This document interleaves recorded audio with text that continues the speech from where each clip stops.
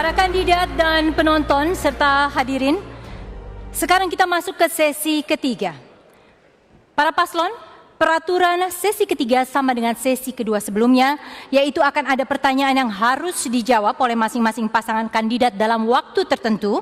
Kemudian jawaban-jawaban tersebut harus saling ditanggapi oleh pasangan kandidat lainnya. Jadi peraturannya sama. Dan hadirin, inilah sesi ketiga. Akan dimulai dari paslon ketiga. Kita dengarkan dulu pertanyaannya.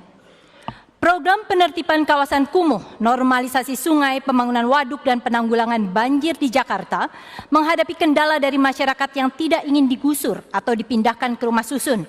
Saat ini fakta juga menunjukkan bahwa sebagian penduduk yang sudah dipindahkan ke rusun menunggak pembayaran sewa karena tidak punya pekerjaan tetap atau pendapatannya turun drastis. Pertanyaan harus dijawab dalam waktu 2 menit. Apakah Anda akan menjalankan kebijakan penggusuran guna mengatasi persoalan penertiban daerah kumuh serta banjir? Apakah kebijakan relokasi ke rumah susun juga akan diambil? Ketegasan paslon penting dalam hal ini, karena dalam rencana pembangunan jangka menengah untuk 5 tahun ke depan akan dibangun 50.000 unit rumah susun di Jakarta. Waktu diberikan kepada paslon ketiga. Minggu lalu saya datang ke Bukit Duri, ikut dalam syukuran karena warga Bukit Duri menang di PT UN menghadapi Pemda DKI Jakarta. Apa yang terjadi di tempat itu? Ketidakadilan dilaksanakan. Ketika berhadapan dengan kekuasaan yang kuat, tumpul. Tapi ketika berhadapan dengan rakyat yang miskin, lemah, tajam, prosedur dilanggar demi kepentingan menggeser. Yang kita akan lakukan bukan menghilangkan orang miskin. Yang kita ingin lakukan adalah menghilangkan kemiskinan. Terkait dengan ini, maka kita akan tegas. Kita akan melakukan yang disebut dengan urban renewal, peremajaan kota, penataan ulang, bukan dikosongkan, apalagi dikosongkan tanpa mempertimbangkan satu prosedur, rasa keadilan, dan memperhatikan mereka sebagai sesama warga Jakarta. Di Ciliwung kemarin, seorang ibu datang, Pak Anies, ayah saya dilahirkan di titik ini, di tanah ini, persis di sini. Mereka bukan orang yang datang ke Jakarta 5-10 tahun yang lalu. Kita semua belum sampai ke Jakarta, orang tuanya sudah ada di tepi sungai itu. Dan dengan penuh kesombongan kita geser semua itu. Kami akan tegas, kami tidak akan melakukan tindakan-tindakan yang bertentangan dengan keadilan. Tetapi kami akan musyawarah. Pemindahan bila itu dilakukan, maka pemindahan itu dengan memperhatikan haknya, dengan memperhatikan penghidupannya. Dan sekali lagi, prioritas kita justru pada peremajaan. Ketika warga, ini bukan tempat pertama Jakarta, berbagai tempat di dunia mengalami hal yang sama. Di tempat lain, urban renewal bisa dilaksanakan, maka di Jakarta pun urban renewal akan bisa kita laksanakan. Satu lagi yang tidak kalah penting, di dalam mengelola ini, kita harus memperhatikan nasib bukan saja mereka yang dipindah, tapi anak-anaknya dan fasilitas pendidikan serta kesehatan untuk semuanya. Ya, waktu habis. Berikutnya adalah paslon pertama. Paslon pertama, harap dijawab dalam waktu 2 menit. Apakah Anda akan menjalankan kebijakan penggusuran guna mengatasi persoalan penertiban daerah kumuh serta banjir? Apakah kebijakan relokasi ke rumah susun juga akan diambil? Ketegasan diharapkan dari para paslon. Dengan tegas saya mengatakan, kami akan membangun menata Jakarta tanpa menggusur. Mengapa? Terbukti penggusuran hanya akan meningkatkan kemiskinan. Urban poverty meningkat secara tajam. Mereka kehilangan segalanya, they lost everything. Kehilangan tempat tinggalnya, kehilangan mata pencahariannya. Yang tadinya dia bekerja, mencari nafkah di sebuah habitat, berinteraksi dengan tetangga, dengan warga, tiba-tiba tercabut puluhan kilometer tanpa diperhitungkan bagaimana nasib selanjutnya, anak-anak mereka bagaimana. Saya bertemu langsung, mereka sampai dengan hari ini masih menangis, masih sedih hatinya ketika digusur begitu saja tanpa ada kompensasi, tanpa ganti rugi, dan tidak diperhatikan sama sekali. Untuk itu kami meyakinkan bahwa korban gusuran yang hari ini masih trauma, terutama lansia, ibu-ibu dan anak-anak mereka, Mereka stres semuanya. Itulah perlu kita perhatikan pertama-tama. Kita yakinkan mereka mendapatkan perhatian kesehatan, lapangan pekerjaan, dan lain sebagainya. Dan kami meyakini banyak cara lain untuk bisa menata Jakarta, mempercantik kotanya, tetapi dengan tidak melukai hati warganya. Ini penting, ini komitmen, dan ini adalah paradigma yang akan kami bangun dalam membangun Jakarta ke depan. Dengan demikian kita berharap bahwa Jakarta benar-benar tumbuh sebagai kota yang manusiawi. Ingat, gedung-gedung beton-beton ini hanyalah benda mati. Jakarta rohnya adalah manusia dan warganya. Sistem ruang kehidupan merupakan tempat interaksi antara manusia, lingkungan, dan semua sarana prasarana yang tersedia di dalamnya. Dengan demikian, jangan hanya kita membangun badannya, tetapi bangunlah jiwa kota ini, Jakarta, untuk Indonesia. Kita bisa kalau kita bersatu, kreatif, dan juga dengan akal nurani dan hati nurani yang baik. Insya Allah. Saya langsung melanjutkan kepada paslon kedua. Saya lanjutkan kepada paslon kedua untuk dijawab dalam waktu 2 menit. Apakah Anda akan menjalankan kebijakan penggusuran guna mengatasi persoalan penertiban daerah kumuh serta banjir? Apakah kebijakan relokasi ke rumah susun juga akan diambil? Ketegasan dalam hal ini penting untuk ditunjukkan. Silakan. Baik, terima kasih. Ini pertanyaan yang kami tunggu, supaya ada penjelasan secara lengkap tentang kebijakan ini. Jakarta adalah ibu kota negara Republik Indonesia, di mana warganya tidak boleh tinggal di bantaran-bantaran sungai, tidak boleh di kolong-kolong jembatan yang setiap saat dia kebanjiran. Mereka melahirkan generasi, sungguh tidak manusiawi. Sebagai ibu kota negara, kita membiarkan saudara-saudara kita berpuluh-puluh tahun tinggal di bantaran-bantaran sungai seperti itu, kolong-kolong jembatan. Maka kami berkomitmen untuk menyediakan rusun yang layak huni, ukuran 36 meter persegi, ada 2 kamar, ada pipa gas.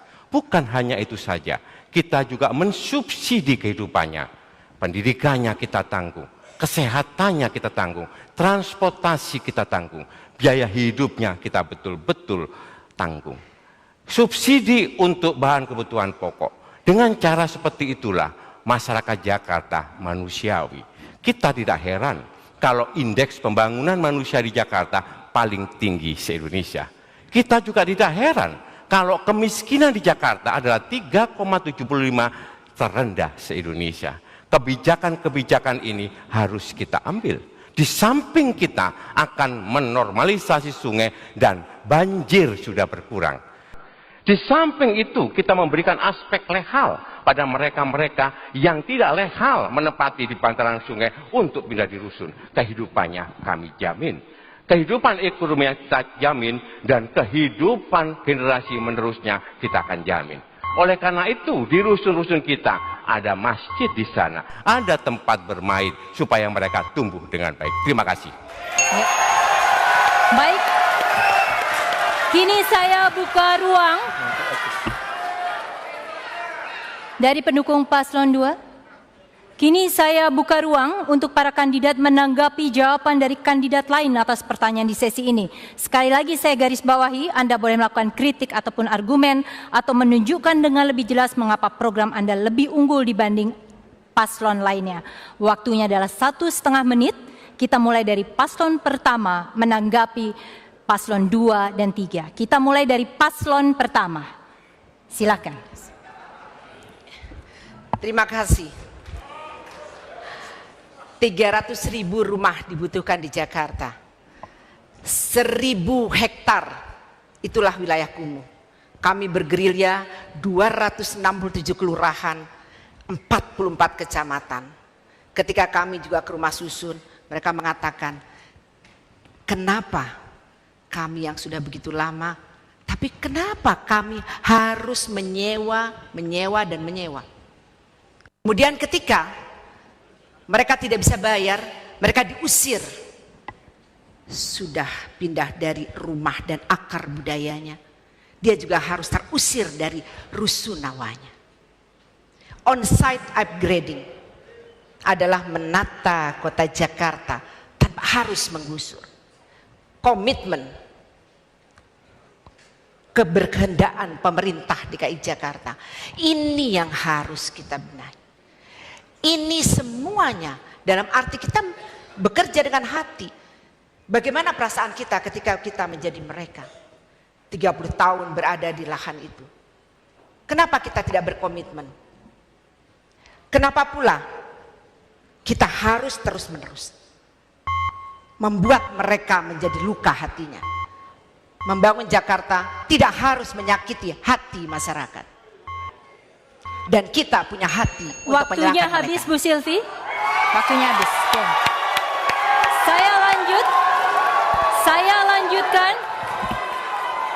Saya lanjutkan tanggapan Paslon 2. Silahkan menanggapi apa yang disampaikan Paslon 1 dan Paslon 3 tadi.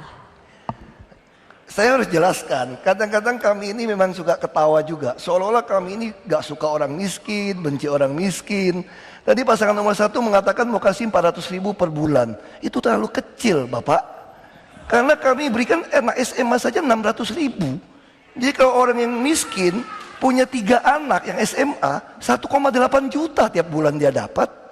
Kalau anaknya bisa masuk perguruan tinggi negeri, dapat 18 juta setahun. Hanya tidak uang kontan, dia harus pakai kartu gesek. Untuk apa? Supaya kami monitor, pakai uangnya hanya khusus untuk mereka. Lalu mereka juga berhak beli daging sapi hanya 35.000 per kilo per bulan. Ayam hanya 10.000, supaya gizinya baik. Naik bus gak bayar, kesehatan gak bayar. Itu yang kami namakan mendidik. Saya juga bingung. Kiri kanan saya itu bilang, orang tinggal di dalam sungai kok, daerah aliran sungai kok, walaupun puluhan tahun ya salah. Sebagai orang tua ya tidak menghukum mereka. Kita pindahkan tempat yang lebih layak. Bagaimana sungai mau dinormalisasi kalau tidak pindahkan rumah kumuh? Saya kira jauh lebih tidak manusiawi mengajari rakyat yang sudah salah untuk membenarkan dia hanya demi untuk memenangkan sebuah pilkada. Ini sangat bahaya, sangat bahaya. Makanya saya harap kita harus betul-betul mendidik dalam membantu. Itulah yang kami akan lakukan. Terima kasih. Sekarang saya berikan waktu untuk paslon ketiga. Silahkan menanggapi apa yang disampaikan paslon 1 dan 2. Waktunya adalah 1,5 menit. Silahkan. Izinkan saya mengingatkan bahwa 5 tahun yang lalu pernah ada janji. Dan janji itu mengatakan akan dibangun kampung deret di pinggir-pinggir sungai. Di mana janji itu? Di mana kontrak politik itu? Kontrak politik ditandatangani. Saya datang ke tempat yang sama, mereka sodorkan, Pak, ini kontrak politik yang ditandatangani 5 tahun yang lalu. Saya katakan, kami akan laksanakan janji yang tidak ditunaikan di periode ini. Tegas kami akan laksanakan. Yang kedua, ketika kita berbicara tentang mengelola warga di tepi sungai misalnya, Jakarta bukan kota pertama. Kali Code di Jogja ada contohnya. Di Malang ada contohnya. Di mana warga diajak berdialog, warga diajak berdiskusi, dilakukan peremajaan secara bertahap. Saya punya banyak teman yang tinggal di tepi Kali Code ketika saya sekolah dulu. Saya datang lagi ke sana beberapa waktu yang lalu. Mereka semua sudah tumbuh tinggal tempat jauh dari pinggir sungai. Mengapa? Karena diberi kesempatan akses pendidikan berkualitas, dikasih kesempatan lapangan pekerjaan. Karena itu saya katakan, komentari apa yang disampaikan oleh paslon nomor 1, memberi sesuatu itu baik, tapi yang tidak kalah penting, memberikan harga diri, percaya diri bahwa mereka sejahtera bukan karena cash transfer, tapi karena mereka bisa berusaha mandiri lewat lapangan pekerjaan. Itu jawaban kita. Terima kasih. Masih ada sisa waktu sebenarnya, tetapi sudah selesai jawaban yang diberikan oleh paslon ketiga. Jawaban dari Pak Anies tadi menutup sesi kita. Sesi berikutnya akan lebih menarik karena pertanyaan dan jawaban itu masing-masing akan diajukan oleh pasangan calon. Tetaplah bersama kami di debat perdana pemilihan gubernur dan wakil gubernur DKI Jakarta.